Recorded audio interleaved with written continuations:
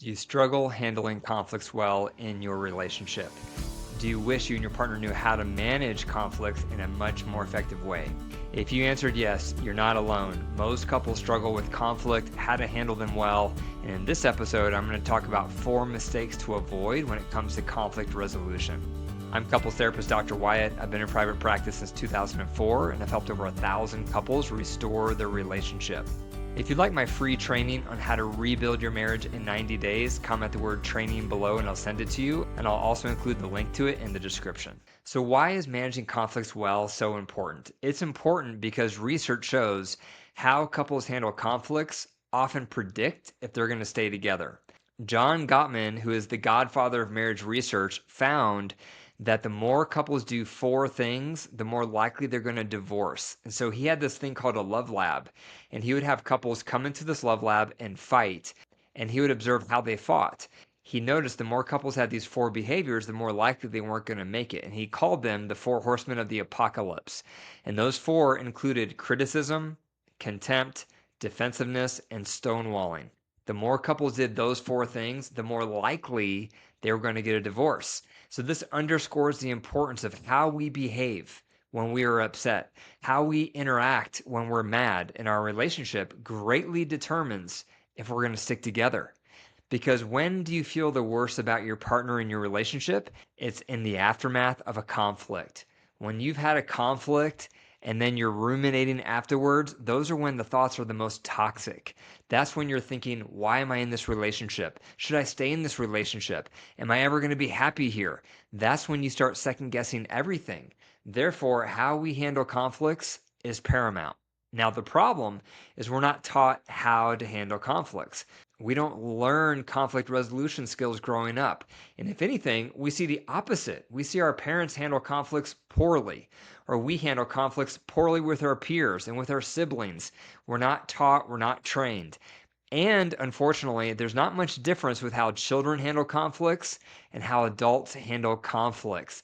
It's just a bigger body doing the same behaviors.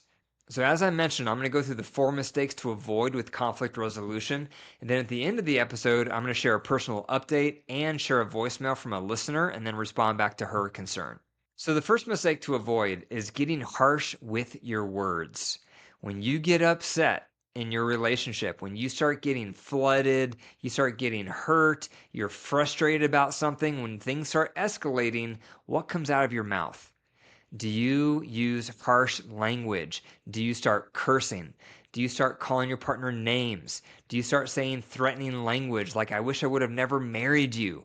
Do you start threatening the relationship itself? If you do, that's a mistake because when you say those kind of words, no matter how much you apologize for later, it's hard to erase the words. They leave an imprint. They are branded into your psyche when you're on the receiving end of those kind of phrases and words. And so one mistake to avoid is harsh words because it's hard to take them back. A second mistake to avoid is harsh behavior. So when you get upset, what do you act like? Do you slam doors? Do you throw things? Do you kick something? Do you have passive aggressive behavior where you take your partner's clothing and you put them in the trash can? Things that children do. But this is where adults behave the same way as children. We get very childish when we're upset. How do you behave when you get mad? I talk a lot about having a personal code of ethics when you're angry. And the goal is that you want to have less you need to apologize for. So you and your spouse could develop this code of ethics together. And perhaps on this code of ethics, you have things like, we're not going to raise our voices. We're not going to call each other names. We're not going to slam any doors. You make a list of the code of conduct that you as a couple want to ascribe to and strive toward in your relationship. Then that gives you the standard of what you need to apologize for if you violate any of the code. So the goal is to have a conflict where you don't violate the code. You conduct yourself with integrity so that you have less and less over time to apologize for because of how you behaved. So for example, let's say you have a conflict and you violate 2 of the 4 items on the code of conduct. That means you have to go back to your partner and apologize for those 2 things. But the next time you have a conflict, you only violate 1 of those things on the code, so you go back and you apologize for just 1 thing.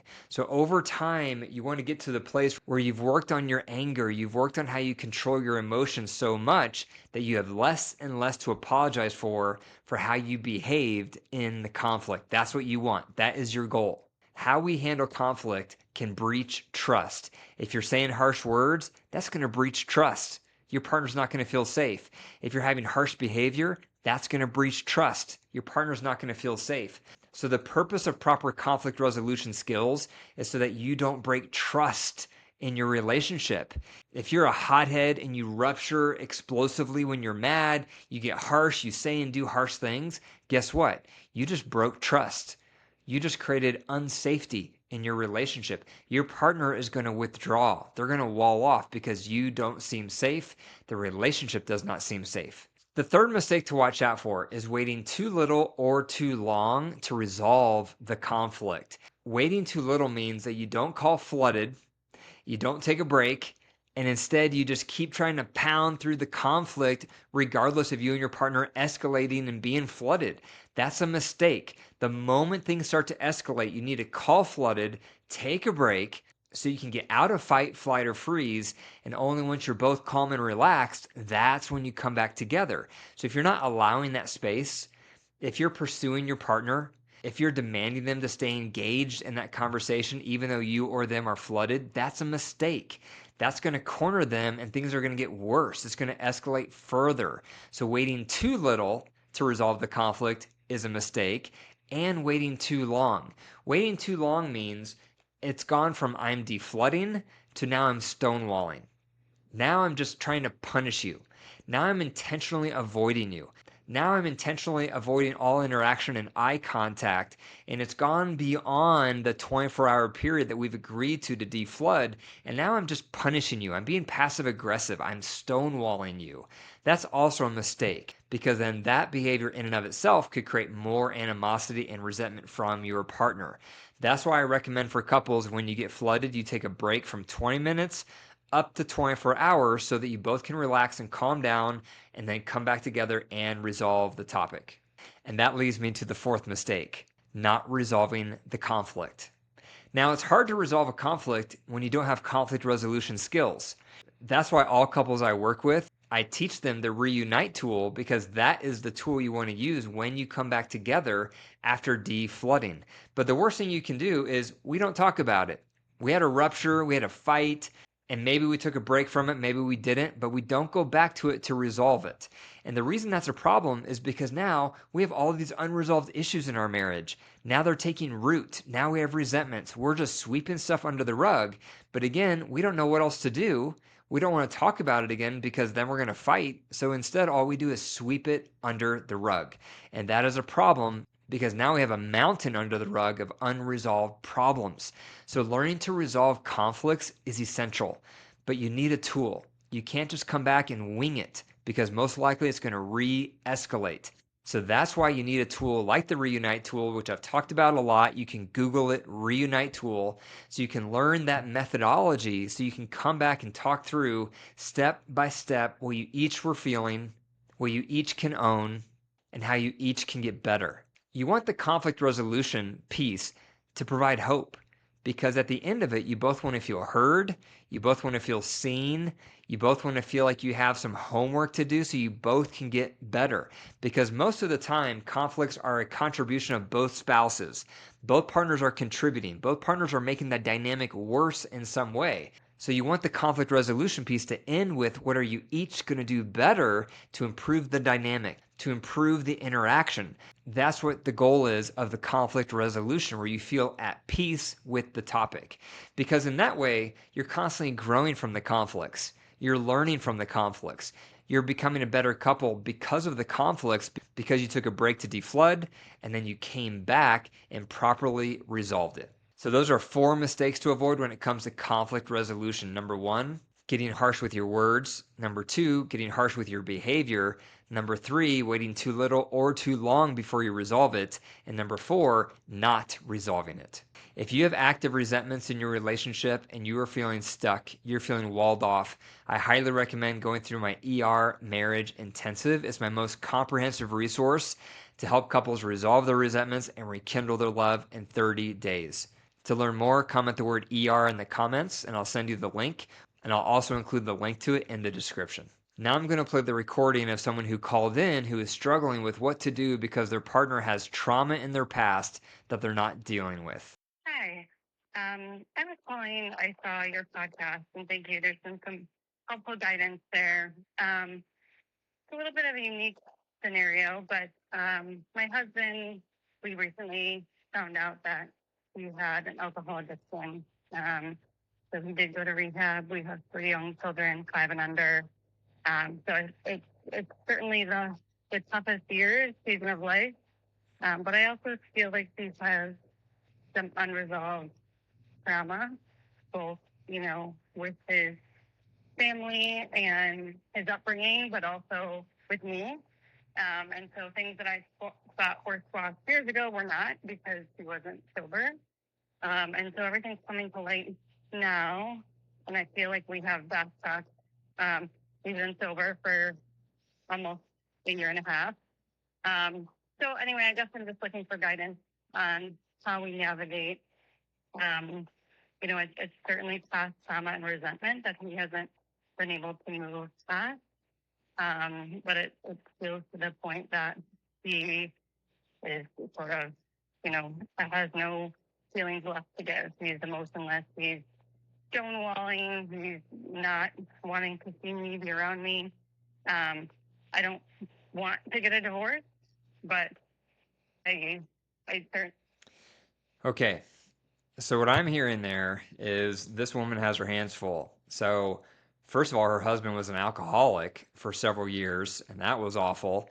And now he's sober, but all this underlying trauma now is rising, and he's not dealing with it. He's avoiding it. Sounds like there's a combination of resentment toward her, but also trauma from his upbringing that he's not addressing, he's not looking into. The main problem is he's not functioning as a healthy partner right now, and he's refusing to look at it. So, what I would do in this kind of situation is just be very direct and clear and say, I love you. I want us to improve. The only way that's going to happen is if we start working with a couples therapist or a couples coach. Will you do that? If he refuses, if he says, no, I'm not going to work on it, I refuse to receive help, I'm not going to make any effort at improving our marriage. If he says that, then get a separation. Because otherwise, if you stay in that scenario, you're enabling his behavior and he's going to have no motivation to improve. The goal with a separation in that scenario is for leverage. Hopefully, it's going to create a wake up call for him so he realizes you mean business and that unless he's willing to work on the relationship, things are going to get very serious very fast. A lot of partners fall asleep in their relationship. A lot of partners have dysfunctional behavior and their spouse will say, please get help. Please, can we see somebody? And they refuse. And when you refuse to seek help and you are debilitating your relationship, you're showing up compromised, that is neglectful behavior. And because it's neglectful behavior and you refuse to work on it, that's why it's grounds for a separation. But again, the motive of that separation is to serve as a wake up call, hoping it will show them if you don't improve, things are going to get worse. We could go our separate ways, and I don't want that to happen. So I'm getting the separation to show you I mean business, and you need to wake up so we can improve on this. On a personal note, my wife and I are going on vacation next week, so I won't be recording another episode next week. We're going to Nashville, Tennessee. I always enjoy green, lush environment. I live in Colorado. I love Colorado. I love the Rockies, the White Peaks, the rugged mountains, but sometimes I start missing the green, lush, deciduous forest. And my wife was raised in Hawaii, so she also misses green, lush. I was raised out east, and so I was raised around green, lush vegetation. Anyway, so we haven't ever been to Nashville before. I was there once when I was 9 years old, and so we're looking forward to it. We're staying in an Airbnb. If you don't take regular vacations with your partner, I highly recommend it. Try to take one week vacation a year and 1 weekend getaway a year. You have to get out of your element. Life is so stressful. Life is so hectic. We get in the hamster wheel and we just stop connecting. And so therefore you have to get out of your element to reconnect. And that's what vacations do. And so every 6 months, roughly, if you can, get away. Get away without your kids, get away without your friends, without your family, in order to reconnect with your spouse. And remember, you are the only thing you can control in your relationship. So work on becoming a better version of yourself in order to improve your marriage. If you have a question you want me to answer on the next episode, leave a voicemail at 303-578-0618. Thanks for watching, and I'll see you in the next one.